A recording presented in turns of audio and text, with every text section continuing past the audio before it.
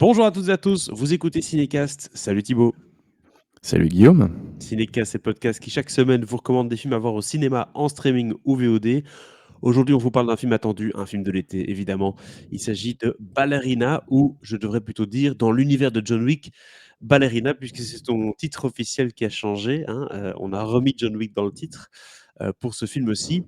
C'est le fameux spin-off, hein, de la saga John Wick, avec Ana de Armas dans le rôle principal, avec aussi Keanu Reeves au casting, Ian McShane, et c'est dirigé par Len Wiseman. Ça nous rappelle des bons souvenirs, ça, ce Len Wiseman, Die Hard 4 notamment. C'est lui aussi qui avait fait le film avec les balles, les gens qui tirent les balles et ça fait des courbes. Ah, Wanted. non, non, non, non. Non, non, non, non. C'était lui Ah, ok. ça? Je Non, je confonds, je pense confonds. pas. Mais c'est la même époque, hein, Die Hard 4, Wanted, on est un peu sur la même époque. Alors, Ouais. euh, de quoi ça parle Mais il a, ce il a film? fait les Underworld quand même. Ah oui, c'est ça, exactement. Ok, maintenant je Les deux situe mieux. premiers, c'était lui. Mais, J'espère que mais je depuis situe. 10-15 ans, à part des épisodes de série, il a rien fait de notable. Hein. Donc c'est un petit peu son retour au cinéma là. Ça va changer avec Ballerina, Thibaut, évidemment. Alors, de quoi ça parle ce film? Ça se déroule pendant John Wick Parabellum, hein. Qui est le Ballerina troisième. suit la vengeance implacable d'Eve Macaro, la nouvelle tueuse de l'organisation Ruska Roma. On n'en dit pas plus, hein. Jusque-là, c'est assez court, assez succinct. Je propose qu'on regarde un extrait de la bande-annonce. In Slavic mythology, the Kikimara is a spirit that exists in the shadows. To those with darkness in their hearts, she can be vengeful. But to the innocent, she can be a protector.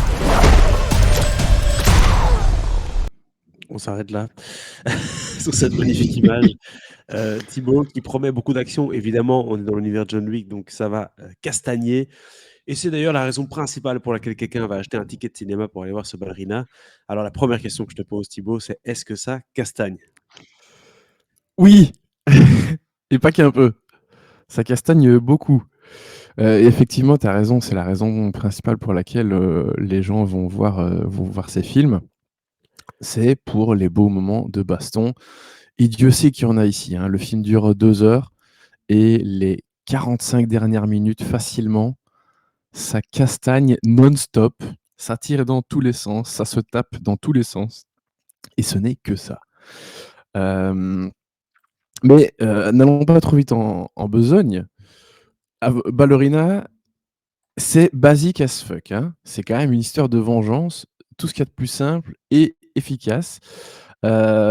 Parce que oui, elle était petite, papa s'est fait tuer et quand elle va grandir au sein de la Ruska Roma, qui est donc cette mafia russe, va savoir exactement tout ce qu'ils font, qu'on voit dans la saga John Wick.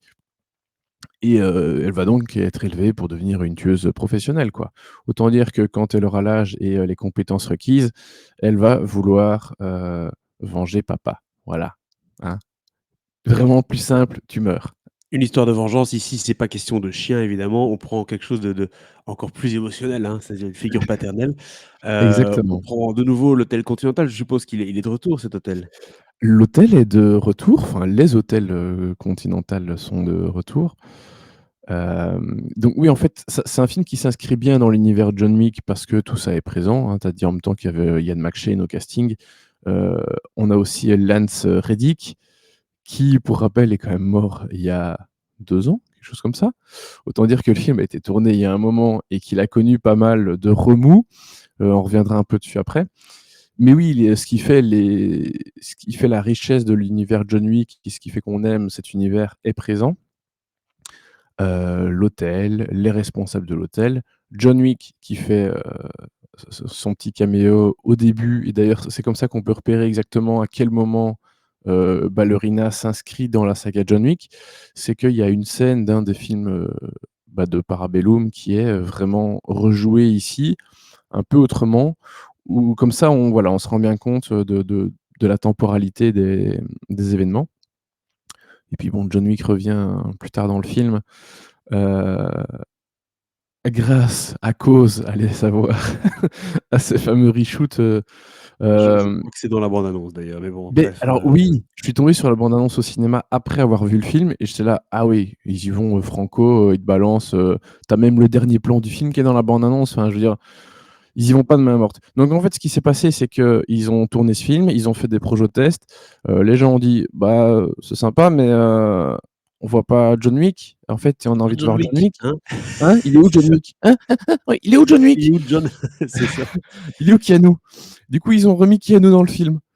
Mais en Et fait, la chose qui est complexe, c'est que souvent quand on fait des spin-offs, on se base sur un personnage, qui a plu, hein, par bah exemple, oui, je prends c'est Daryl, c'est ça dans Walking Dead? exactement. Donc on va prendre quelqu'un que les gens aiment bien et on va faire une série autour de ce personnage-là. Ici, Ana de Armas n'a jamais joué dans les John Wick et donc du coup, elle a été juste dans, No Time to Die où elle a eu sa scène, son moment en tant qu'action girl qui a convaincu tout le monde et je pense que c'est ça qui lui a fait décrocher le rôle.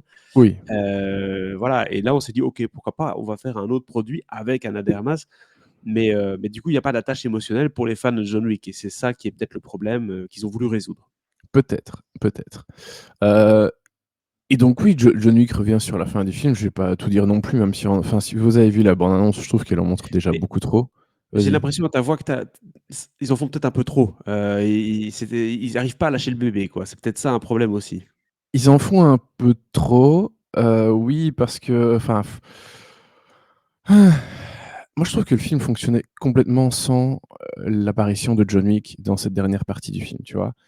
Elle est pas mal, ils en font des choses qui sont OK, mais en même temps vraiment, enfin, je veux dire, c'est pas son film et puis, autant je te disais que, de par son apparition au début du film, tu vois très bien la temporalité des événements par rapport à ce qui se passe avec lui, mais quand je vois à la fin du film, je me dis: «Mais en fait, vu que lui, il était en train de courir dans tous les sens pour échapper au monde entier, il a pas le temps de faire ce qu'il est en train de faire à la fin du film», tu vois?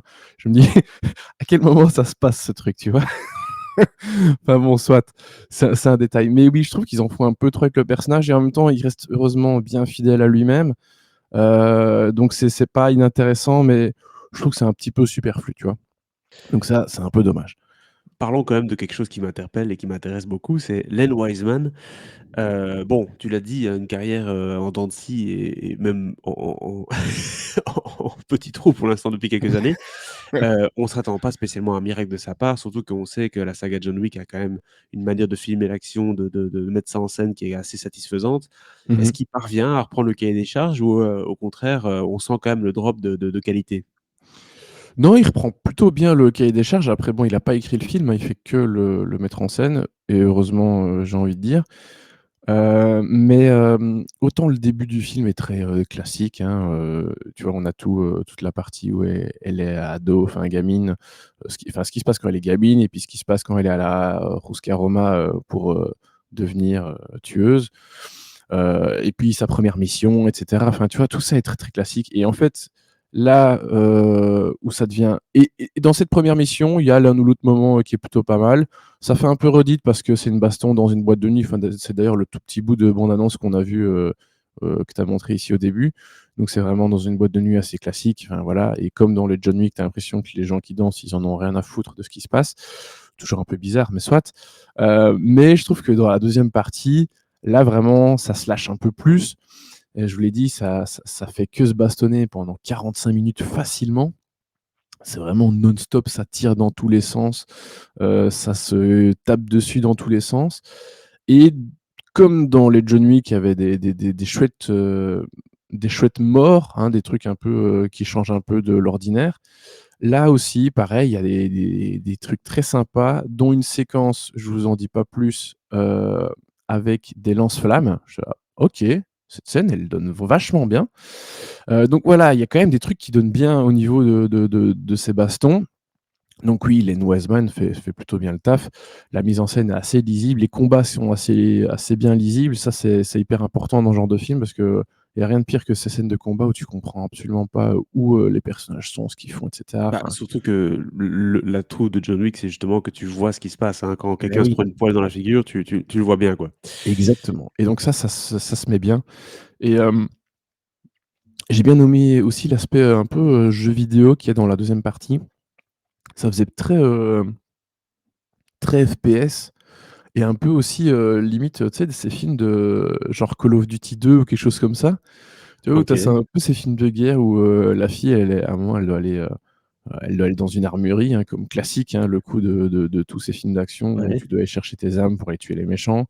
Mais elle est en Europe de l'Est et du coup, ça fait un peu, enfin, tu sais, tu as ce côté un petit peu vieillot comme ça, un peu, et puis à un moment, toute cette dernière partie dans un village, toujours en Europe de l'Est, où vraiment je me suis dit: «Putain, j'ai l'impression d'être dans un passage de Call of Duty 2, quoi», tu vois? Vraiment, c'est un peu OK, rigolo. un petit effet, Heu 2e guerre mondiale ou bien Wonder Woman, quoi. Alors que ça parle pas du tout de 2e guerre mondiale, il y a pas il y a aucune référence, hein, vraiment. Mais voilà, Tu es en je train trouvais de qu'il me y avait dire ce qu'il y a un petit petit côté effet, FPS, triple sympa. X où on est en Europe de l'Est, là, tu vois? Non plus. Mais voilà, je trouvais que ça se mettait bien et vraiment cette dernière partie, elle m'a bien emballé. Après, ça reste un film d'action hyper classique, de vengeance hyper classique. Ça met un peu du temps à démarrer et tout ça pour cacher un petit peu une histoire assez simple au final, tu vois? C'est quand même assez prévisible dans ce qui se passe. Mais voilà, je trouve que le cahier des charges est rempli. J'ai vu ce que je pensais que j'allais voir, je n'attendais pas autre chose. Un Donc voilà, dernier mot peut-être c'est pour plutôt conclure une, cette, critique qui donc fait état d'un film qui est prévisible mais efficace.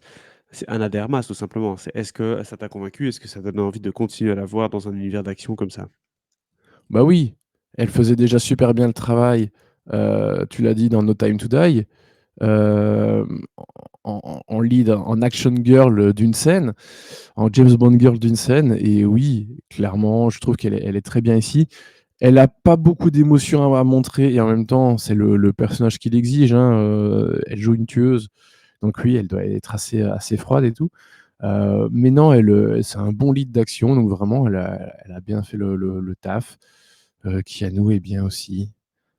C'est ça qui m'a Voilà. un peu déçu peut-être dans tout ce que tu dis, c'est que forcément dans No Time to Die, Eva a son côté un peu humoristique. Elle Mmh. était une femme d'action, mais il y avait un peu d'humour, un peu de Ouais, ouais, légèreté tout à fait. et ici forcément si elle joue vraiment l'assassin, un peu comme John Wick, du coup, bah, voilà, il y a pas beaucoup de diversité par rapport à ce qu'on est habitué, quoi et c'est peut-être dommage de pas avoir essayé de faire un truc un peu plus différent avec Ana de Armas, mais bon, voilà, je comprends. Zéro prise de risque, je pense que c'est ça le titre de la critique à côté de Ballerina.